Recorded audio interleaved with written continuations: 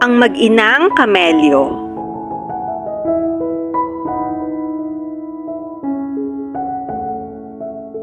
Isang araw ay may mag-inang kamelyo ang naglalakad sa disyerto sa ilalim ng matinding sikat ng araw.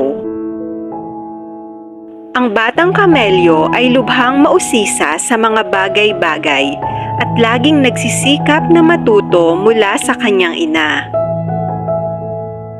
Habang sila ay nagpapahinga, ay nagsalita ang batang kamelyo. "Nay, pwede po bang magtanong?" "Sige anak, ano yon? Sabihin mo sa akin kung anong bumabagabag sa iyo."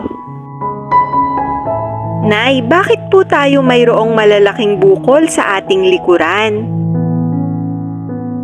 Sumagot ang kanyang ina. "Dahil nakatira tayo sa disyerto na walang gaanong tubig at pagkain, ang ating mga bukol sa likuran ang nagsisilbing imbakan ng ating mga lakas at enerhiya mula sa mga kinain at ininom natin upang matulungan tayong mabuhay sa mahabang paglalakbay dito sa disyerto." Napaisip muli ang batang kamelyo at nagtanong, "Nay, bakit po mayroon tayong mahahabang binti at mga bilugan na paa?" Sumagot ang kanyang ina, "Dahil ang layunin nito ay para tulungan tayo na madaling makapaglakad sa buhangin." Muling nagtanong ang batang kamelyo, "Nay, bakit po tayo may mahahabang pilikmata? Para saan naman po ang mga ito?"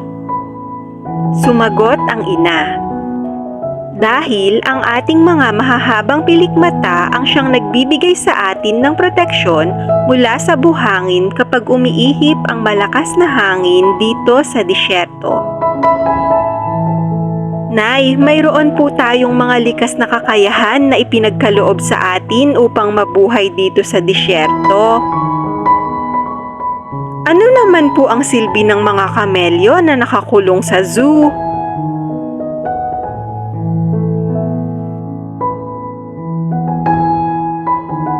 Ang mga kakayahan na taglay natin ay hindi nagiging kapaki-pakinabang kung wala tayo sa tamang lugar.